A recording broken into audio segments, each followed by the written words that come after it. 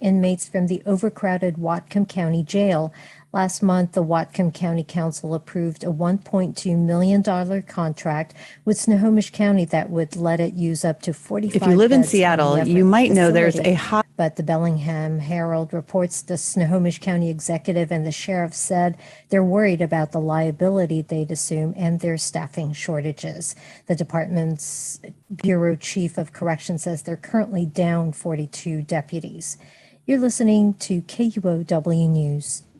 Support for NPR comes from NPR stations. Other contributors include DuckDuckGo, committed to making privacy online simple. Used by tens of millions, they offer internet privacy with one download. DuckDuckGo, privacy simplified at duckduckgo.com.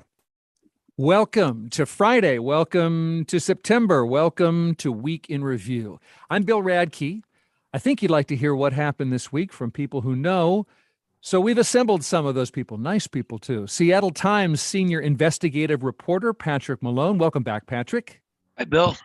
Insider tech correspondent Katherine Long. Welcome back, Katherine. Hey. And welcome back to Kitsap Sun military reporter Josh Farley. Hi, Josh. Hey, Bill. How you doing? I'm good, thanks. Happy Labor Day weekend, by the way, as well to everybody. Did you hear that Seattle just ended back-to-back months with an average high temperature of 80 degrees, both in July and August? I did not hear that, but I felt it. Yeah, you didn't need to be told in a way. You knew it in your bones. The last time that's happened was 700 million BC in the Neoproterozoic era. And I remember that summer too. Very, very few people had AC at that time. We are streaming the show, which means you can watch the show if you are on YouTube or Facebook. Just search KUOW Public Radio. And if you've missed any part of the show and you're just tuning in, you can hear the entire thing on the Week in Review podcast or at KUOW.org. That said, let's get into the news. Patrick, your newspaper said that Seattle Mayor Bruce Harrell was doing damage control this week after radio station KTTH reported on remarks he made in a private meeting with the police department. Whatever people said, I will own it. Whatever people said, I said. That's very Alexander Hamilton. Even if I said what you think I said, you would need to cite a more specific grievance. And there were many grievances cited here. Harrell told police in this meeting that he continues to be frustrated with some, quote, inexperienced city council members, frustrated by the county's homeless response agency, frustrated by people dropping needles in parks and sleeping in public places, which Harrell said they have no right to do. And I'm still not happy with what I'm saying. And you do not want a mayor that's complacent. This was, those are not private recordings, by the way. That was just the mayor talking about, acknowledging the remarks that he's reported to have made and not really apologizing, Patrick. The Seattle Times headline said he's doing damage control, but really, what was the damage? Well, he said a lot of things. You know, he referenced limitations of the newly elected council members based on their inexperience, kind of drew a line in the sand with them. He notably said that no one has the right to sleep in public spaces. He questioned the efficacy of the Regional Homeless Authority, and maybe most importantly, because it bore a level of specificity that the mayor's general rants did not, he expressed his position that the city should not be under a U.S. Department of Justice consent decree requiring improvements in the way the police department conducts itself. Yeah, so and we'll talk about all that. When we talk about damage control, I mean, I wasn't surprised to hear the mayor's positions. Did he and the response from some of the people he called out in the private meeting? They didn't really seem to make much of a fuss about it. Starting with you, Patrick, what was your take on any damage done? Well, I think what it really did is it maybe earlier on in his administration than he expected, it really tells us who he's tailoring his message to and his agenda to appease. This is very much in line with the Seattle Police Department and anyone who shares its political perspectives on how the city should be run. So we know that they have his ear. And I'm not sure that it's necessarily in step with the city as a whole. And that's where some of the damage comes in. And what it tells us for the Regional Homeless Authority, for instance, is that its desire to see its $119 million annual budget grow to exceed $200 million within the next cycle is probably doomed. And it means any push for unity with the new members of council has been set aside by the Harrell administration, maybe even sooner than they expected to. Katherine, we were talking about this, and you said maybe these remarks were leaked to the press purposely. Oh, I wouldn't go that far. I think okay. though, it's I think that any public official with as much experience and whose team has as much experience as Bruce Harrell would expect that when you give similar remarks to a set of people multiple times, as Harrell did, he had multiple meetings with police officers at roll calls in different precincts. I think the expectation is that some of it will end up in the press. And I think that, maybe that was a calculated decision on the part of Harrell's team. It seems that, as Patrick mentioned, he's, really calling out who he's going to be backing, what faction of Seattle politics he's going to be publicly supporting in the years to come. And it's the Seattle police officers and people who agree with them. I would say even if he didn't necessarily call out many people by name, although he did call out the leader of the LEAD program by name, Lisa Dalgard, saying that he's not convinced that her program is creating the outcomes that he wants. That's a diversion. I just want to say, sorry to interrupt, that's a diversion program. That's right. That's right. Thanks for clarifying that. Yeah. The tone of the remarks was quite combative, at least the way that KTTH reported them. He called some programs BS. He reassured police officers that he does not believe that any of Seattle's homelessness crisis is their fault. I think he's drawing a line in the sand for what he will and will not support in the coming years. I see. Okay. And I didn't mean to mischaracterize your say. You didn't exactly say they were purposely leaked, but you've done a good job of explaining your take on this. So thank you. And Josh, you were saying, maybe Harrell is reading the room here. Yeah, I wonder about, as a mayor, you have to focus on which crisis do you take on? And I wonder sometimes if maybe the message delivered was maybe a little more about crime than it was about the issue of homelessness. And there's been years and years of frayed relations between the Seattle mayor and the police force. And here we are also in a summer where, Danny Westneat's latest column about, I think August had the most homicides in Seattle in quite a few years, dating back to at least 2008.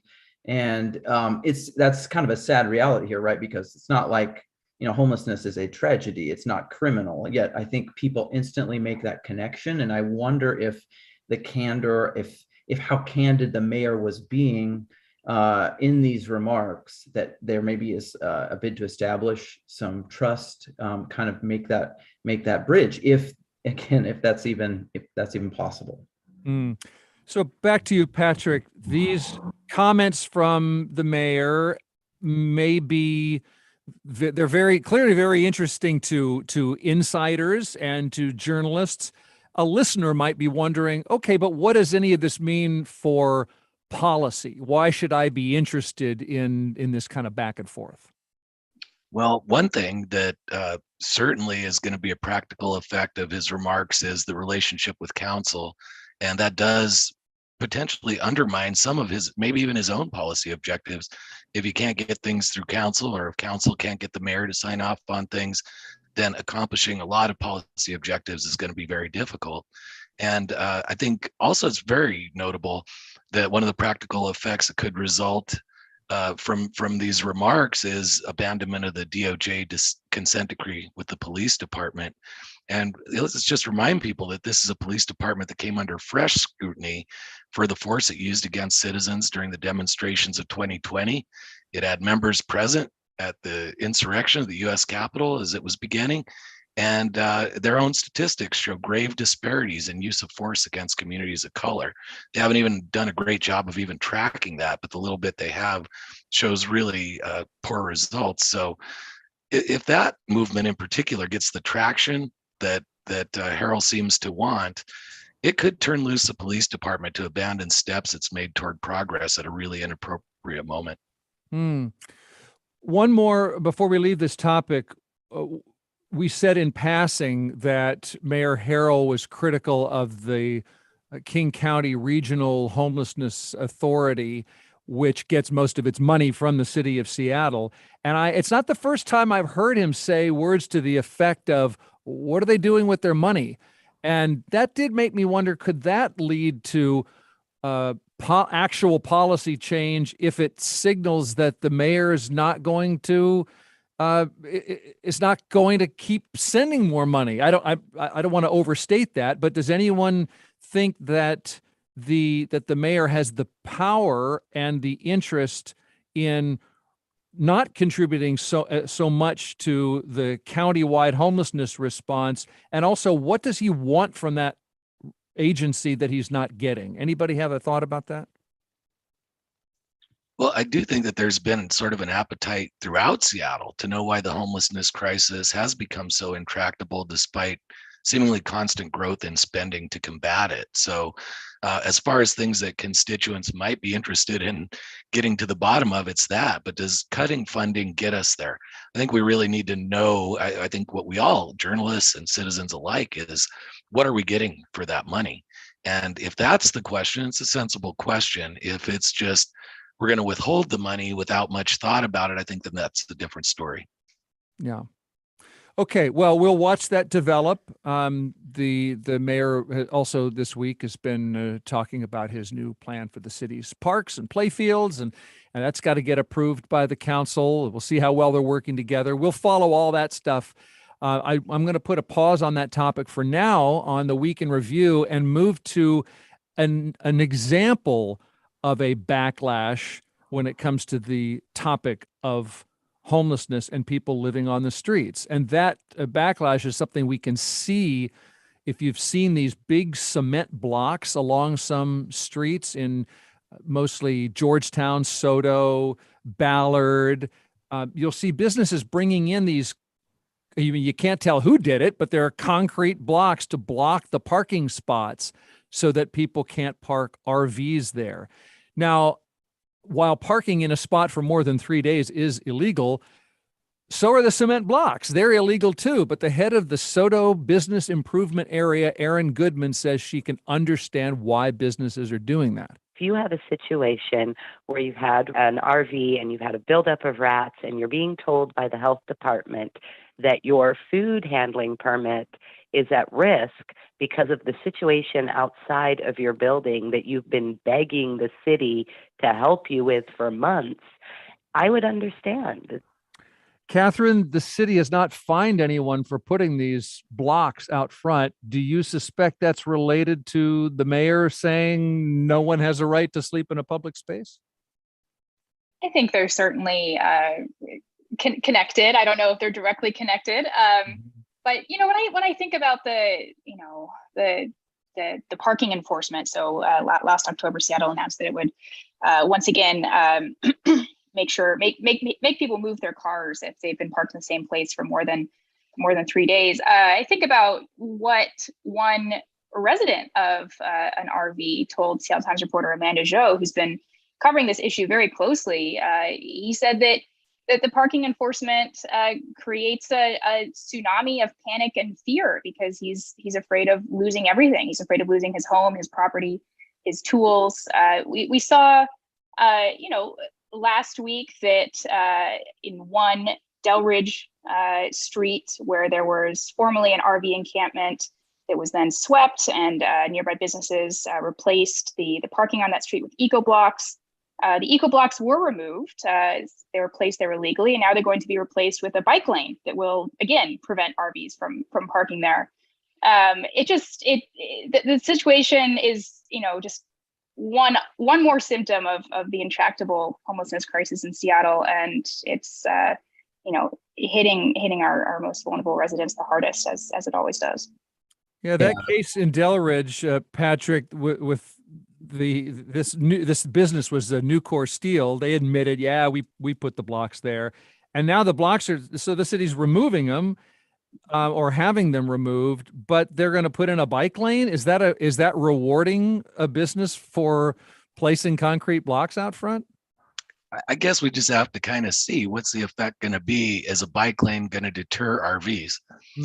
Is a bike lane going to deter eco blockers? Right? We don't know who these people are, or if some of them have come forward, but a lot of them we don't even know who they are. I guess we just have to wait and see. I guess the one thing that we can tell with some definitive position here or with authority is that the practical impacts of someone having to move a parked car versus someone having to move their residence are just extremely different. For instance, there's someone on my block here in West Seattle with a fleet of disabled Audis, and they're not living in them, but they've got the orange sticker treatment this week that says move them or you're going to get a ticket or they'll be towed. And I'm not sure that speaks to the intention of what they hope to accomplish with this stuff. But what we do know is that the people living in these RVs are going to face a much harder time than someone whose spare Audi gets taken to the to the impound lot. Well, yes, sorry, just to jump in here, going back to what we were just talking about, Mayor Harrell's sort of tough line on the King County Regional Homelessness Authority. One thing that the Homelessness Authority asked for in their new budget proposal was $5 million to create a parking lot for RV campers. And depending on how Mayor Harrell maybe feels about the Homelessness Authority and then how he feels about their funding request, who knows if that's going to get built? But that's one policy change that could be on the line here. Yeah, and we've seen it on the Kitsap Peninsula as well. I would just note that there was a bunch of RVs that congregated in a parking lot in Silverdale. Silverdale, of course, is very retail, commercial heavy. If you've been there, and despite that fact, it's not necessarily next to a neighborhood, but the complaints came in pretty hot and heavy, and the county and through its social workers did something about it pretty fast. And one of the complaints that was made was, there's lacking infrastructure for a bunch of RVs in one area. This is deviating a little bit from what we're talking about, but the bottom line is that, where, for instance, pumping sewage and things like that, perhaps if there was something more permanent that would work, but then you're going to run into NIMBYism wherever you go. And as Katherine points out, we're still really talking here about a symptom of this massive underlying problem. Patrick, Katherine mentioned the city of Seattle had stopped enforcing that 3-day parking limit during the pandemic, and they've started enforcing it again. Does that mean the city's going to also order the businesses to remove those blocks? Well, that would almost require them to first know that the business did it. Yeah. And while some have been forthcoming about doing these sort of activities, most of it happens under cover of darkness. And there's some real practical challenges to holding the people who place eco blocks accountable. It's difficult to discern who placed them. There isn't really a mechanism or infrastructure in place to reckon with them. One of the recent stories about this in the Seattle Times pointed out that the city has contracted with towing companies to haul off RVs and parking violators with wheels, but not so for a 2-ton concrete block without wheels. Mm-hmm. Even in cases where it's known which business laid down the eco blocks, the city so far has just issued a lot of warnings, has resisted ticketing offenders, and there doesn't seem to be a move or any indication that they're going to get harder on it than that. They seem to be looking for alternative solutions, and they certainly aren't punishing the people who respond by dropping these eco blocks, at least not yet. It seems like both RV campers and these businesses are saying, obeying the law is hard. You don't understand how hard it is for me to comply with this law. And they're both sort of, I don't know. Does that make sense? Does that make sense? That it's like you're saying you don't want me to live here, to park here, but I don't have some place to go. I don't where I'm safe. And for whatever, there's all those reasons why people don't want to go into shelters. They don't like. We talked to this one woman who said, "I'm not homeless. I'm houseless, but I'm not homeless. This is my home, and this is the only place that makes any sense for me to be safe and private, and I'm doing okay." And then you have these businesses saying, "You want us to comply with the law, but these other people aren't complying with the law, so we're going to take things into our own hands." Is that about right? it's one of the issues with when a law is not enforced. And it's one of the questions that should be asked before a law becomes law, right? How enforceable is it? Or is it going to become, an intractable problem on top of an intractable problem? And while they say you can't park an RV here, they don't say where you can. And that becomes one of the problems. And I think that there's some competing interests in the government's mind here, and some of them are cosmetic. The visibility of homelessness in Seattle, I would argue, is what elevates it in stature to the average citizen's interest in it. Before moving here, I lived in Washington, D.C. There was a homeless problem there too, but it was largely not on the National Mall, not at the tourist attractions, certainly not outside a draw as big as something like Pike Place Market. So, I think that the city in some ways is trying to move the homeless problem where it can be less seen, but they aren't telling them where they can go. What I'd like to know more about is the concrete businesses that are profiting off of selling these eco blocks to businesses. They're called eco blocks. It's short for ecology blocks. They're made from leftover concrete or concrete waste. And it seems like a lucrative way to turn a waste product into something that businesses want. I'd love to learn more about that. Indeed.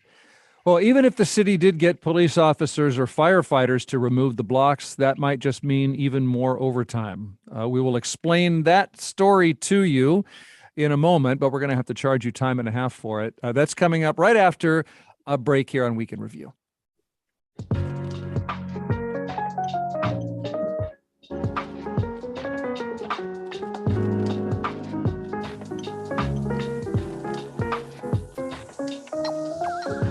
.949 KUOW, Seattle's NPR news station. It's 12:27. Sunny and 68 degrees in Seattle. It is 70 in Bellingham and 77 in Bremerton. Hey, I'm Brandy Fullwood, a producer for Seattle Now. Every weekday morning at 6, our team of journalists find you the stories you need to know about the week, and all in 15 minutes or less. If that's a bit too early for you, don't worry. You can listen to the Seattle Now podcast wherever you get your podcasts. Support for KUOW comes from the Institute for Systems Biology, a Seattle nonprofit biomedical research institute unlocking discoveries that can affect the health of millions of people. Learn more at isbscience.org. ISB Science Transforming Health.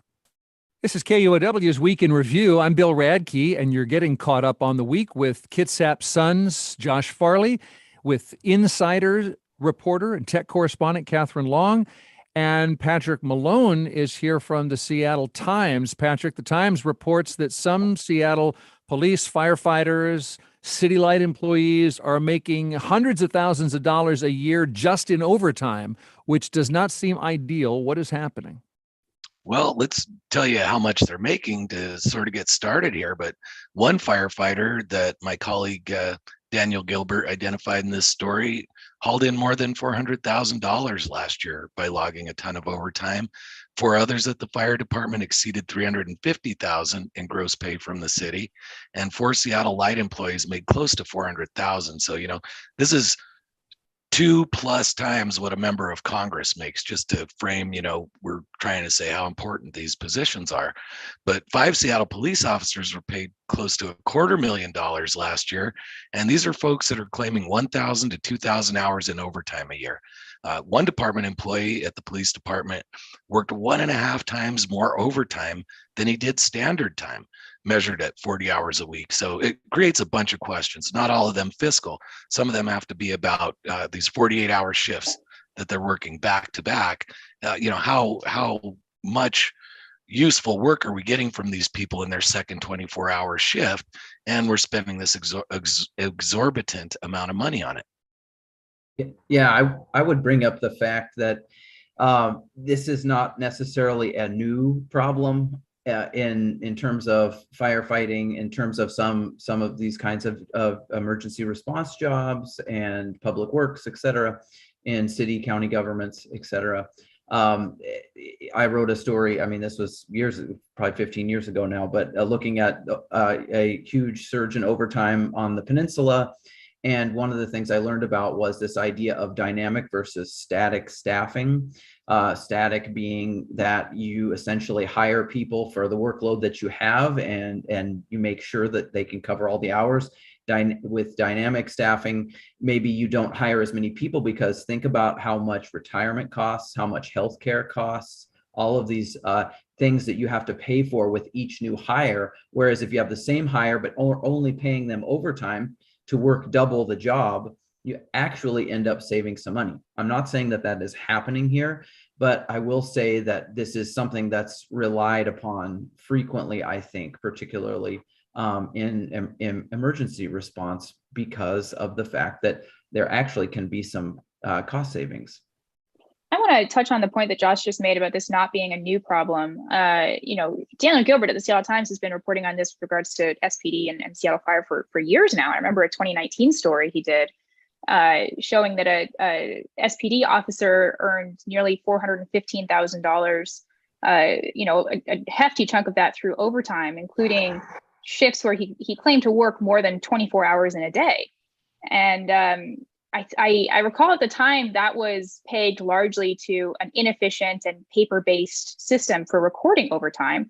It seems like this problem has, we've known that this problem exists for years now. And do we have any sense about the extent to which the current overtime payments, high overtime payments, are generated by lack of change, or have departments tried to make any kind of changes to their overtime recording systems?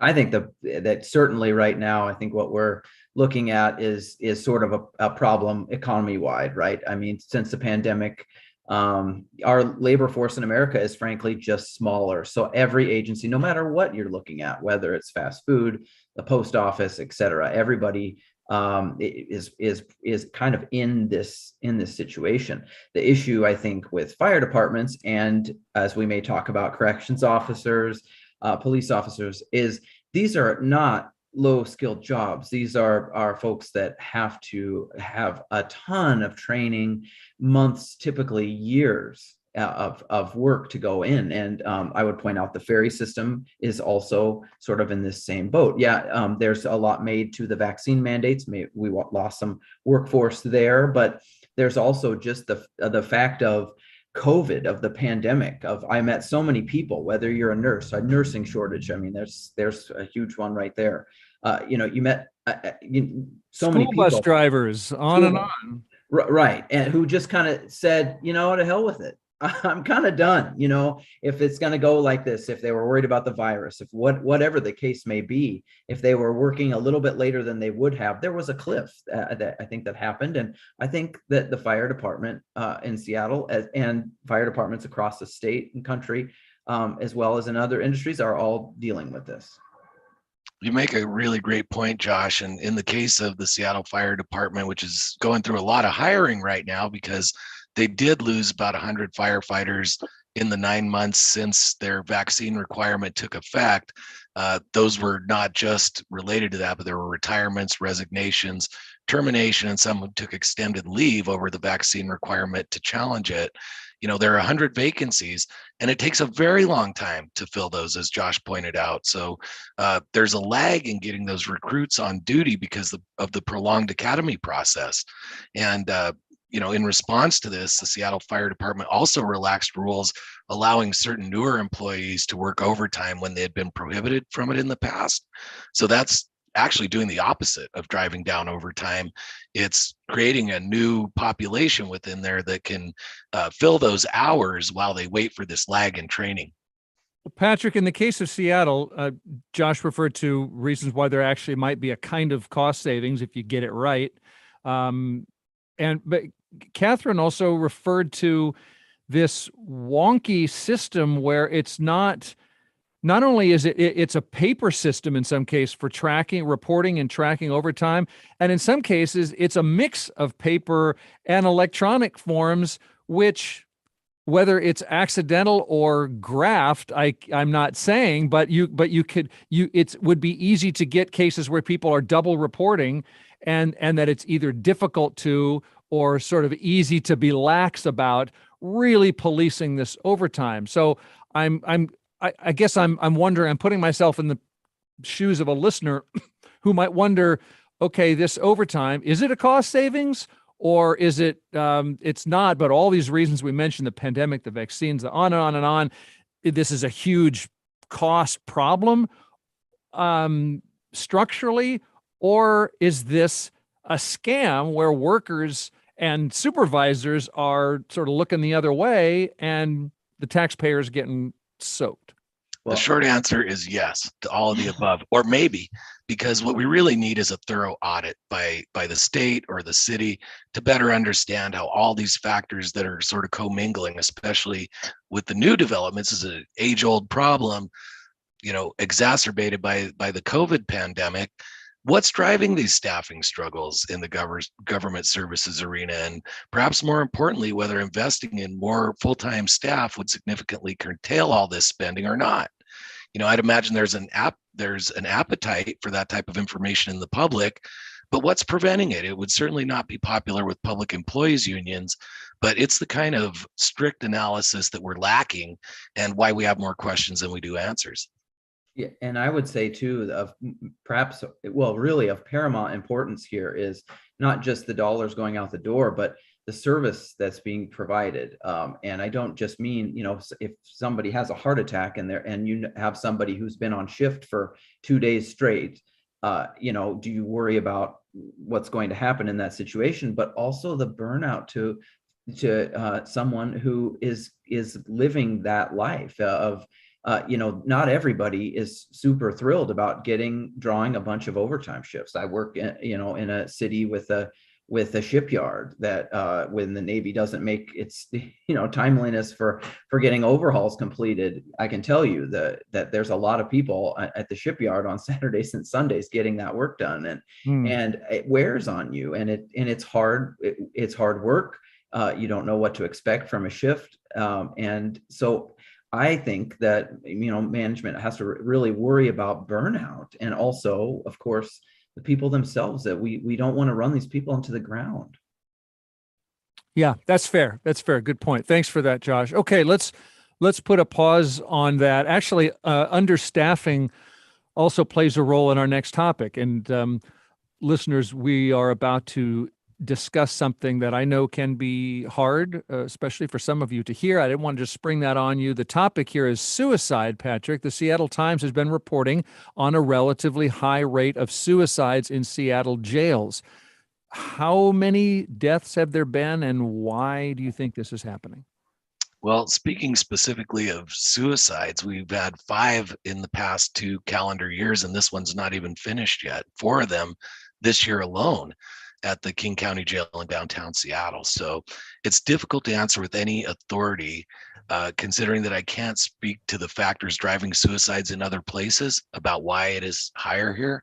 And it's also hard to draw a lot of conclusions from a sample size that small. Mm-hmm. But that figure becomes a little more stark when you note that 4 of them happened this year, as I had mentioned.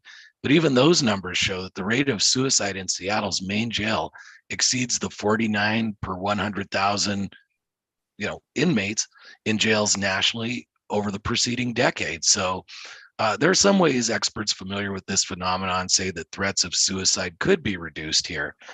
Repairing bunks that lend themselves to use in suicide attempts, restoring face-to-face visits that have been suspended during the pandemic. That goes a long way towards a prisoner's mental health, and possibly back away from some of the peak COVID policies that led to greater isolation for people who are incarcerated. One former employee at the jail told my colleague, Sydney Brownstone, that she just simply believes mental health is not the priority it should be there. And jail administrators certainly disagree, but it's hard to argue with that insider's perspective. Katherine, did you find evidence suggesting that the prison authority is doing less than it could here? Well, Sydney's reporting has shown that, there's been a lack of care to fix a known problem with the bunks that, are a factor in some suicide attempts, as well as the jail authority's lack of compliance with the reporting requirements, requiring it to release information about jail deaths. It seems almost like the prison authority is sitting on its hands and watching a crisis unfold. That being said, we opened the segment talking about understaffing, and the county has said that an understaffing crisis at the jail is making it a lot harder to make some of these changes that Patrick mentioned. Experts agree would create a much better environment in the King County Jail. The rate of open positions is currently at nearly 20% in the jail, and prison officials have said that is making it a lot more difficult to resume in-person visits and group programming.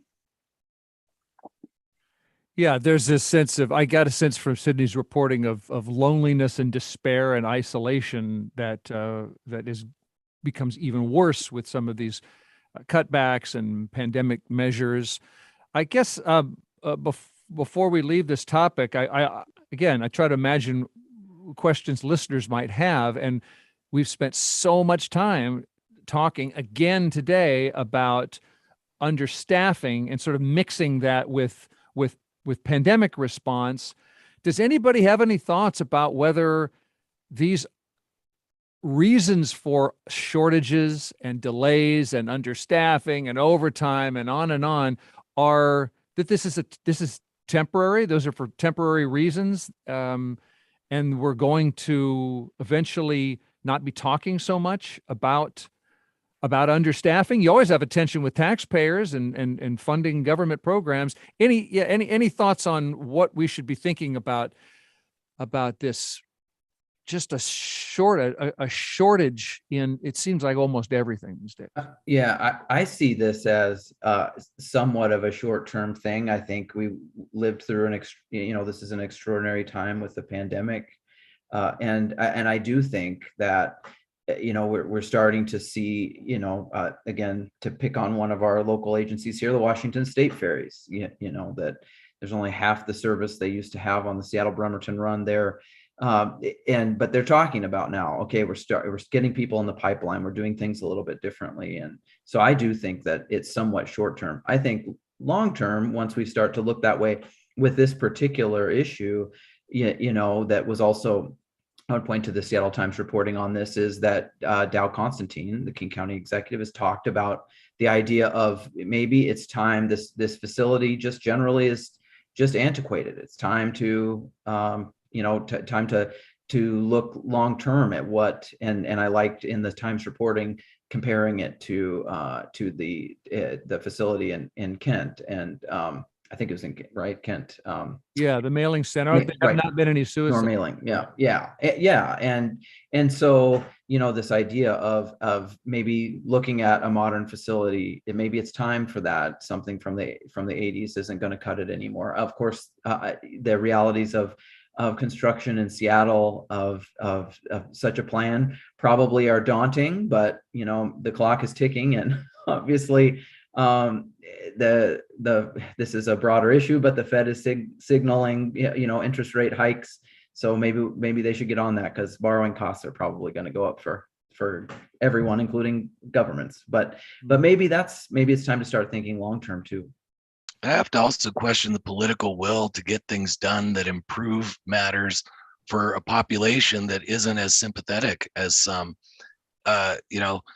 We're talking about this repair of bunks bleeding into 2023. We know that they're a suicide threat. Where is the immediate action? And that has to be regarded as a relatively sort of minor project relative to something as huge as revamping the jail. I think maybe there needs to be a closer analysis of not just numbers, how many staffing, but what is the right mix of staffing, especially for a facility that, to be fair, is receiving a lot of not just prisoners, but frankly, patients who need mental health care.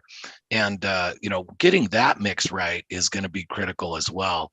I think that one of the parts that was very disheartening about Sidney Brownstone's reports were when the jail administrators actually tried to say, 2 of those deaths aren't really our responsibility, because yes, they tried to commit suicide in the jail, but we got them out the door before they died. And that is died not in hospitals, and so they were trying to not count that. Right. And that, to me, does not express a sincere or genuine willingness to admit problems, which is the first step towards fixing them. That's a great point, Patrick. Yeah, the systemic problem here rather than it's not on me. That came through to me as well. All right, we're going to take a short break on KUOW's Week in Review. Remember, if somebody you know, since we're talking about suicide here, if someone you know is struggling, including you, there is help, and want to remind you that you or someone you know can call, day or night, can call 988 for free confidential support. 988. Week in Review is going to return in just a moment. We're streaming the show on YouTube and Facebook, and we hope you'll stick around with us.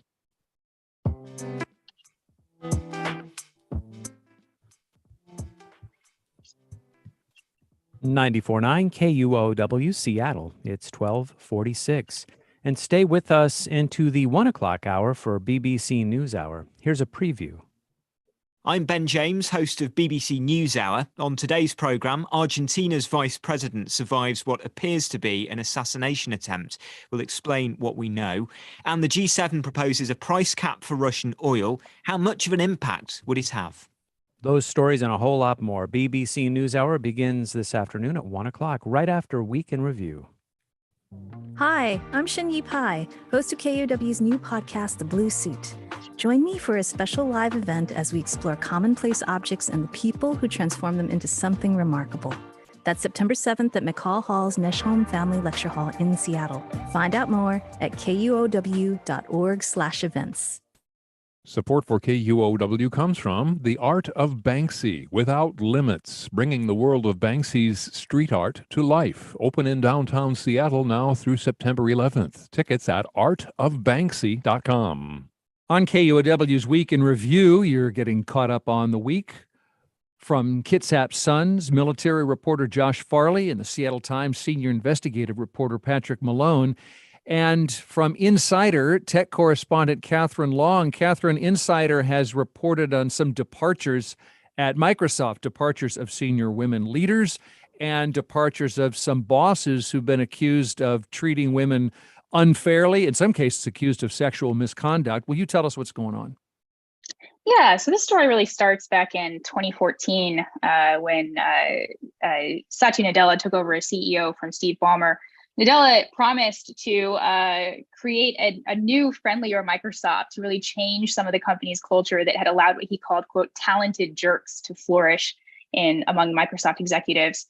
And the rebrand seemed to have worked. I mean, Microsoft is perceived among many people in Seattle as the adult in the room, the more mature tech company when you compare it to some of its corporate peers, thinking about move fast and break things, Meta, and WeWork, Uber, some of these companies that are renowned for bad behavior. Microsoft was seen as, certainly a much healthier place to work in that regard. But my colleague Ashley Stewart has been reporting for the past couple of years on some pretty serious allegations of misconduct, harassment, favoritism among top-level Microsoft executives. Two of them just left the company. Alex Kipman left in June, and Jeff Ma left earlier this month. Kipman was leading Microsoft's virtual reality efforts, and he was accused by subordinates of sexual misconduct, including watching what one employee called virtual reality porn in the office, inappropriate touching. Employees banded together. They reported his behavior numerous times, and nothing was done until Ashley published her reporting. The other departure, Jeff Ma, he was accused last year by members of his department of creating an environment that was hostile towards women. Senior women leaders seemed to flee his startups division, and he announced earlier this month that he was leaving the company as well. So this is a broad question. So, bearing that in mind, Katherine, would you say that Microsoft seems any more or less serious about acting on sexual misconduct allegations? You mentioned their reputation, but compared to other tech companies, what do you make of the response at Microsoft, which you said some of it didn't happen until your colleagues reporting? That's right. I think the fact that there were internal efforts and reports about these two executives for, in some cases, years before any action was taken, and no action was really taken until the scandals were made public. It speaks to the fact that despite Nadella's best efforts, or certainly best efforts at publicly creating a friendlier face for Microsoft, which we know has its own history of sexual misconduct in the early 2000s with Bill Gates. I think that there's still work to be done. It's difficult for me to gauge the extent to which Microsoft is doing better or worse than other tech giants, but I would say there's certainly still work to be done. Katherine, I have a question about this, but how much could Microsoft, demonstrate that its intentions are better, or by filling some of these positions with women? I think, when you have men in most of these high-ranking positions and they're abusing these powers, is there any talk at Microsoft about making a higher percentage, a greater ratio of its key top leaders women? The entire tech sector is talking about that. Microsoft is certainly no exception. It issues some pretty comprehensive reports on its diversity among its employees. Whether or not these positions are filled by women, I think they should be filled by people who are committed to establishing a corporate norm that does not discriminate against women, does not discriminate against minority employees. I think that's the most important thing at the end of the day. That's Katherine Long discussing her work and her colleague Ashley Stewart's work at Insider.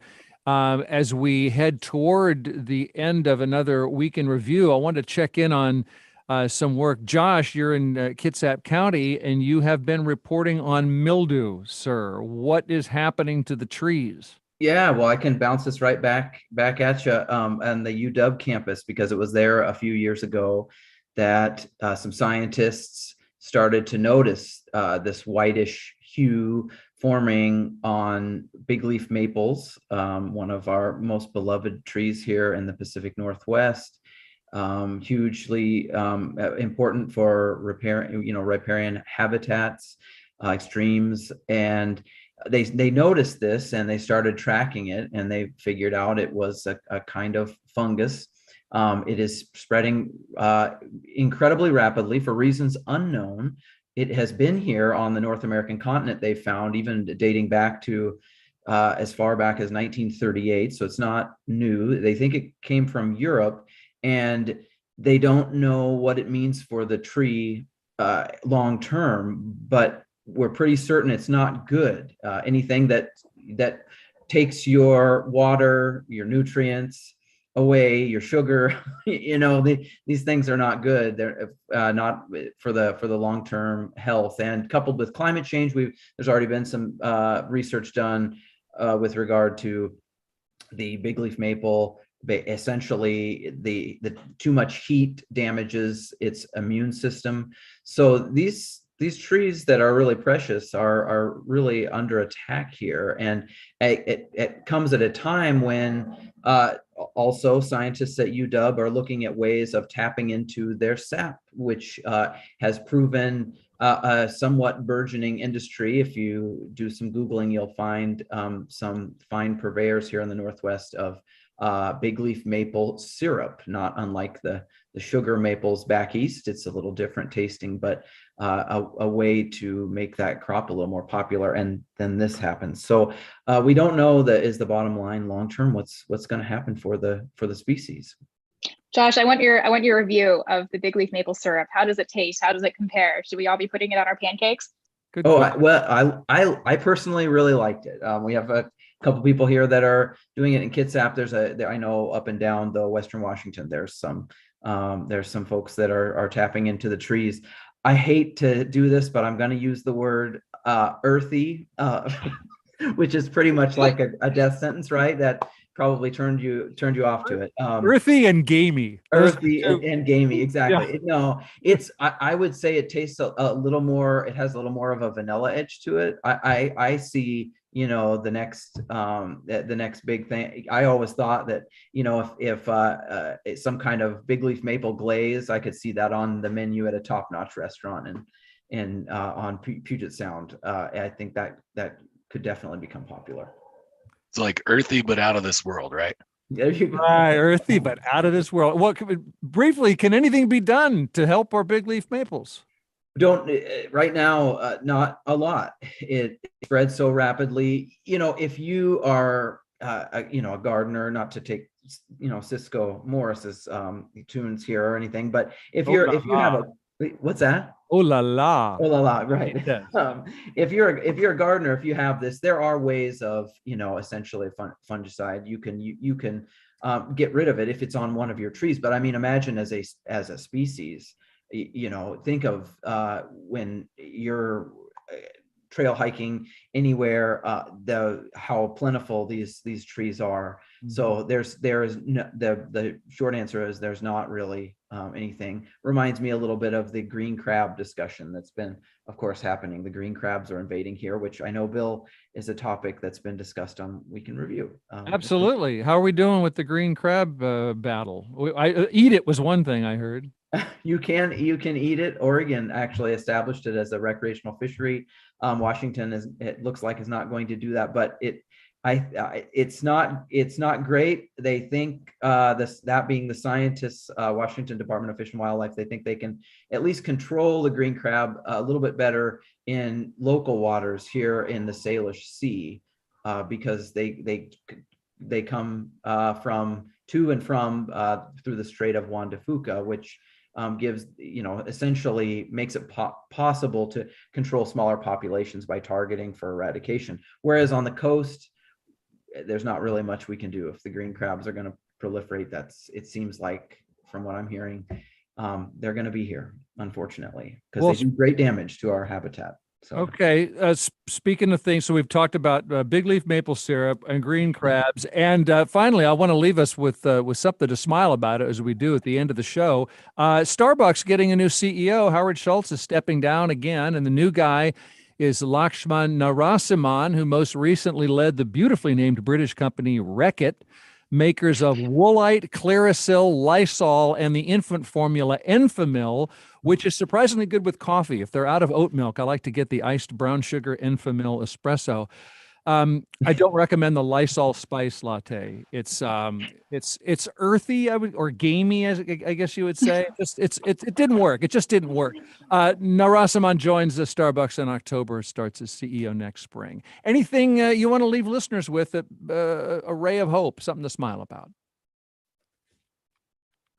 Kids are riding free on transit. I think, particularly for ferries. It's a sunk cost, or they're running the boats anyway when they don't sell out. Look at it from a parent's perspective. If you've got a family of 5, ferry costs, that's a little much for us. Now it's just the 2 parents, and the ferries get 5 people to go across. I think it's a great thing, number one. And if you're a baseball fan, to be rooting in Seattle for a baseball team in September is a great feeling. I'll leave it at that. Yeah, now that they've got 3 wild card teams in each league, the Mariners are looking kind of pretty right now. Anything else before we go, Katherine? I'm just thrilled to see green chili from New Mexico showing up and being roasted in the parking lots of grocery stores here in the PN Dub, because it was a smell that I grew up with. It just means fall to me, and it's just gorgeous to see the cultural proliferation of green chili. This has been a delicious show. Katherine, you want to leave us with anything? I'll leave you on another delicious note. I'm excited that it's blackberry season, little fruit fly worms and all. I'm going to go out and stuff my face with them. Yeah, I know. I see little critters in there, but they're just too good. I'll take the critter protein. It's gamey. Okay, we gotta run. This has been another excellent week in review, which is produced by Kevin Kniestead.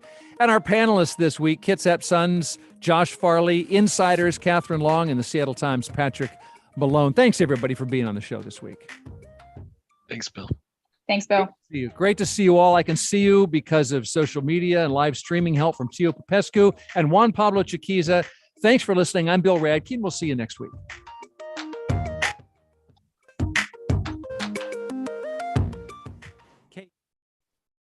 That was great, everybody. I'm sorry I couldn't join you visually there for a while. It was great. Once I could see more easily see when somebody wanted to jump in. You guys really, I love how it just was just exactly like I hope when you were talking to each other and not just me. I love it. So thanks for doing that. It was just excellent this week. Thanks, Bill. You guys are awesome. Nice. It's really Yeah. cool to be with the two of you. Right Three of back you, all at three, you. Bill, all three. All three. But we've had this before. This is my first time with these two, and it was neat. That's Yeah, great. it's great. Yeah, you were all good together. By the way, speaking of which, we're starting to open up the studios again post-pandemic, and I know just for some people, maybe Josh, you're one. And Katherine's in Portland. For some people, guests would much rather join us without having to get here somehow, and other guests say that they really miss, being in person. You sound better when you're in person. We can kind of connect better in person. And so this is just, informally, I'm kind of curious how you all would feel about, and being honest, how you would feel about doing the show in the studio versus not. There's no wrong answer there. I would much prefer it. I mean, I'm just in Portland for the weekend, just hanging out here. But yeah, I would love to come back. I've never actually been into the studio. I'd love to come into the studio. We'd love for you to come back to Seattle at a bare minimum. At the minimum. Well, that would be great, Katherine. How are you feeling, Josh and Patrick? Well, I'm there. I would love to. It gives me an excuse to take the ferry and light rail, and I would love to come over next time. If there's good point about light rail. It's 2 blocks away. It is a beautiful thing. If you haven't done that yet, Patrick, do you have any? Oh, definitely. No, I would certainly prefer in person. I think that'd be cool. Really? Yeah. Okay, well, great. It's good to know. I don't know exactly how we're going to mix that up. We've only done it once with someone. We had one guest in and the other 2 out, and that can be its own. Like, am I looking at the laptop? Am I looking at Bill? But it's everyone's doing it these days, right? So was that Mike Lewis a couple of weeks ago, if I'm not mistaken? Mike came I in. saw that. Yeah. I was like, look at this studio this guy's got. Then it occurs to me, oh, okay. And he sounded great. I mean, he liked the experience, and so did I. But I also understand. We all understand the WFH or working from Portland or what have you. So, okay, good to hear. And I really enjoyed the show. And thank you for your time. And I yield you to your weekend, into Labor Day weekend, everybody. Thank you, guys. Great seeing y'all. See ya. Bye.